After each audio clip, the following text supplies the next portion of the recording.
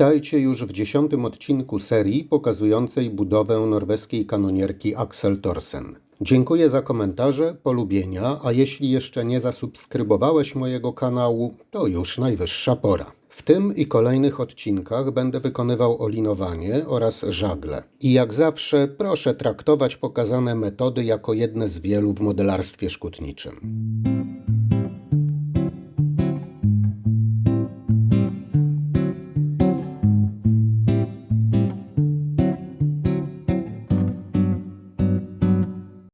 Do gotowych listew mocuję wszystkie elementy wyposażenia, czyli różne wsporniki, uchwyty, oczka, wzmocnienia czy knagi.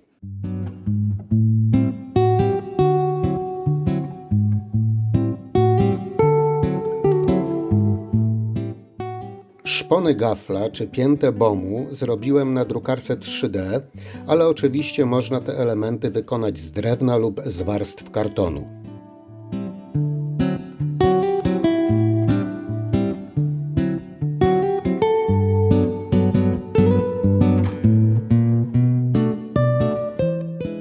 Wykonanie z kartonu wymaga sporo pracy, szlifowania i wzmacniania klejem cyjanoakrylowym.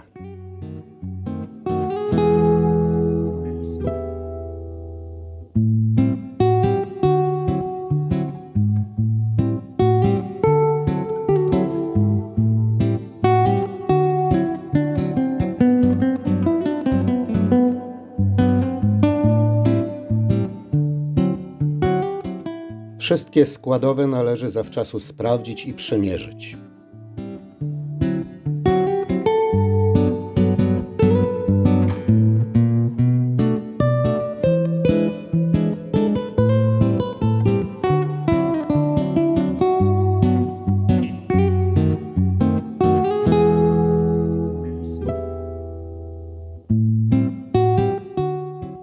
Samo malowanie nie kryje w sobie żadnych tajemnic.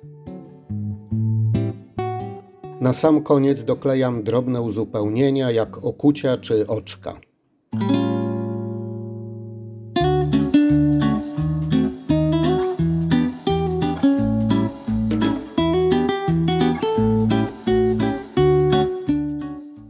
Mocowanie obu masztów w tej jednostce jest w zasadzie identyczne. Mamy 3 pary want na maszt. Zadaniem want było stabilizowanie masztu w poprzek kadłuba. Mocowane w górnej części masztu na dole kończyły się jufersami. Całość wiązano ze stałymi jufersami na łapach wantowych.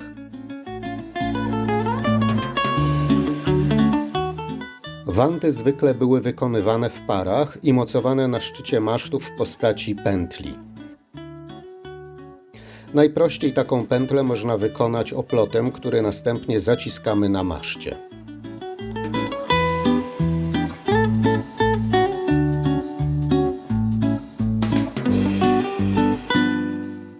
Długość liny potrzebnej do wykonania pary want dobrana z zapasem, by bez problemów dowiązać do niej jufersy.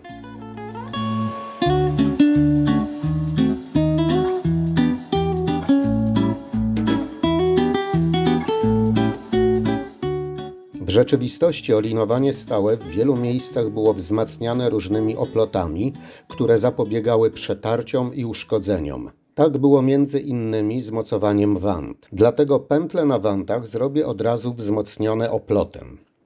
Jest to podstawowy oplot, który stosuję najczęściej.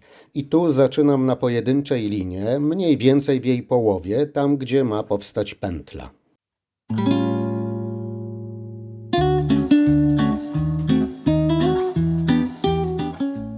Po opleceniu odpowiedniej długości, tu około 7-8 mm, związuję ten fragment w pętlę.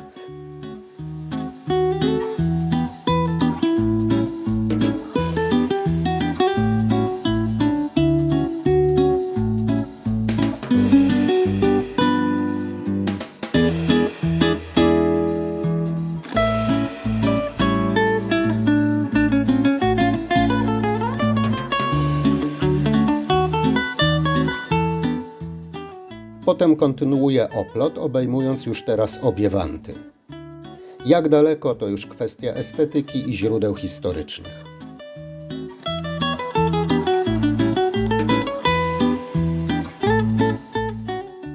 Tak wygląda mniej więcej efekt końcowy.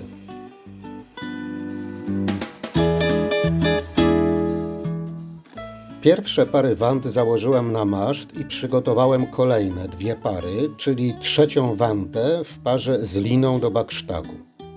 Wszystkie pętle zakładane są naprzemiennie, raz jedna burta, raz druga.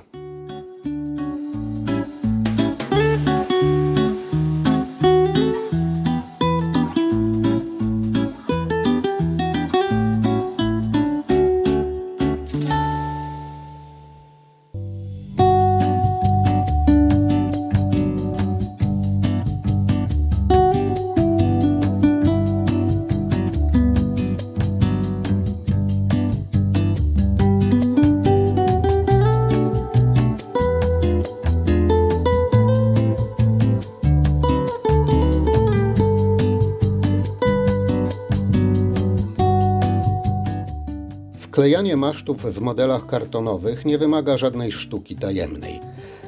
Mówię o tym, bo niejednokrotnie modelarze żaglowców drewnianych mają wątpliwości o stabilność takiego wklejenia. Ja daję obficie klej przede wszystkim na sam dół masztu, tam gdzie wspiera się on o kartonowe części szkieletu. Można na dolnym końcu masztów zrobić nacięcie, które dodatkowo zblokuje się ze szkieletem.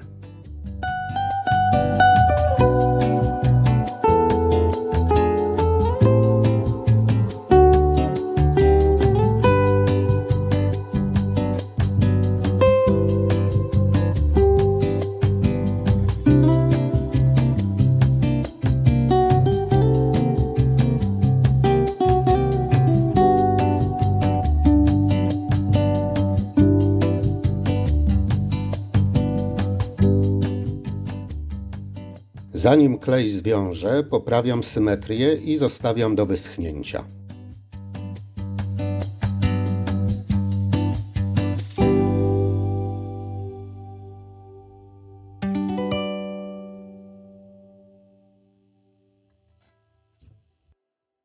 Najprostsze wiązanie jufersów można zrobić tak jak na tym rysunku. W rzeczywistości było to bardziej złożone, gdzie pętla obejmująca jufers powstawała w ten sposób. Wszystkie zbędne liny przekładam na drugą stronę i na pierwszej wancie wiążę pętlę na jufers.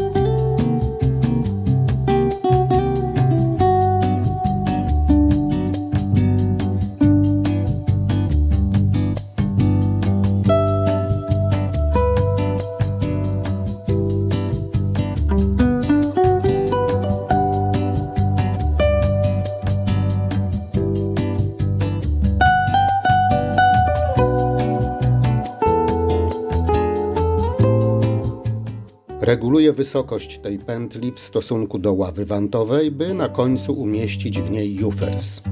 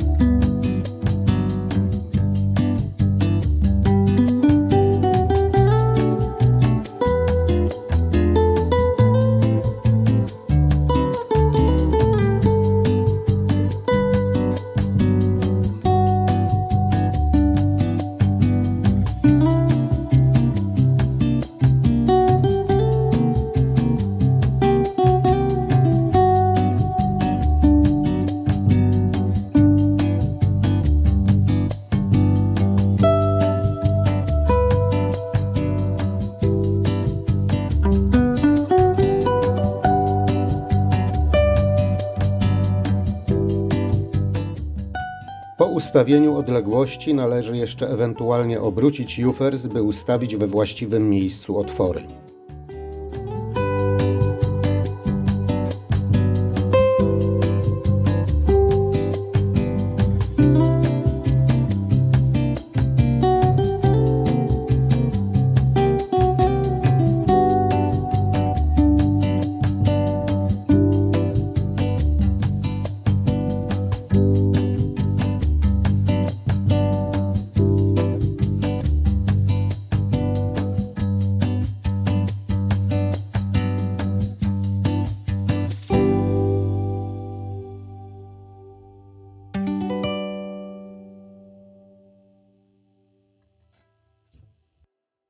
Całość zabezpieczam klejem cyjanoakrylowym.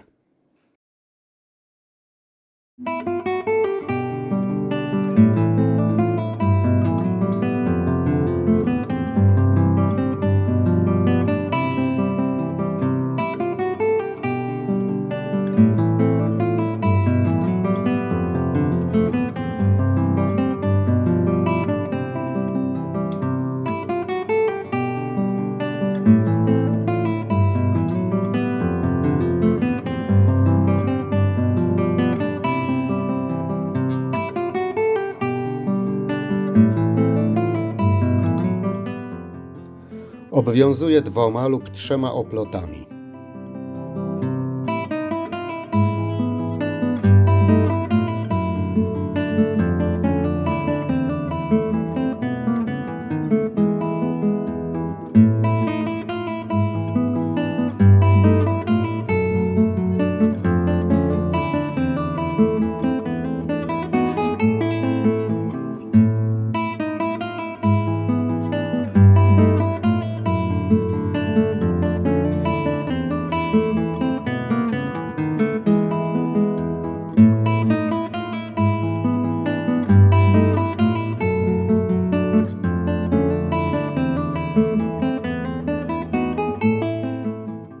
Jak zawsze daję krople kleju cyjanoakrylowego i obcinam końcówki nici.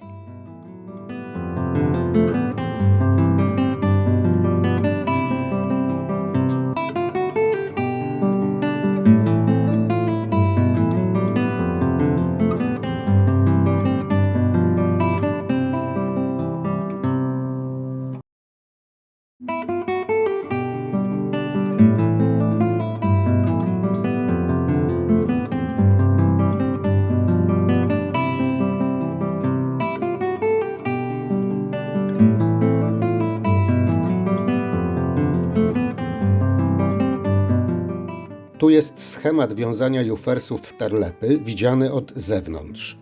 Zaczyna się wszystko od węzła, który blokuje się w pierwszym otworze. Linka wędruje przez wszystkie kolejne otwory w jufersach i po naciągnięciu wanty jest wiązana nad górnym jufersem. To zabezpieczenie również było bardziej skomplikowane i złożone, ale na potrzeby modelarskie w tej skali wystarczy zwykłe zawiązanie.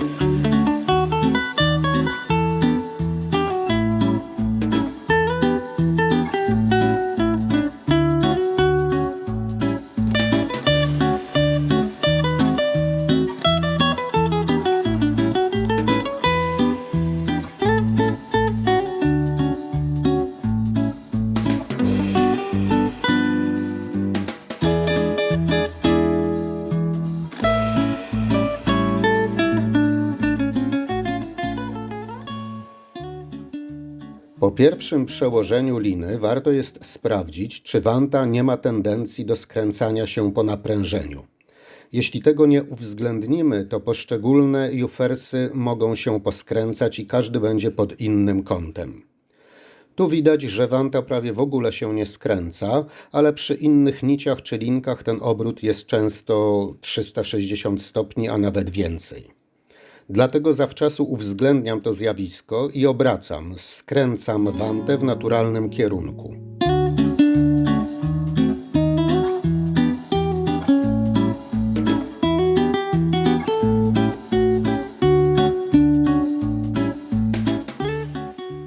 Tu od czasu do czasu w kadrze pojawia się moja głowa z lupą, ale bez tego nie dałbym rady.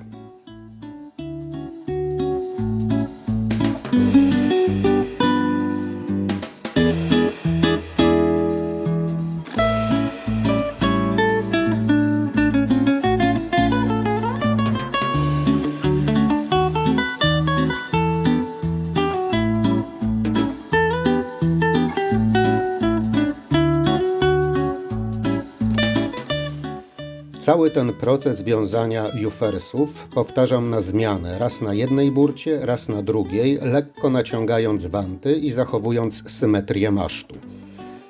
Na tym etapie niczego nie zabezpieczam klejem i ostateczną regulację naprężeń robię dopiero po założeniu sztagu i baksztagów, ale to już w następnym odcinku.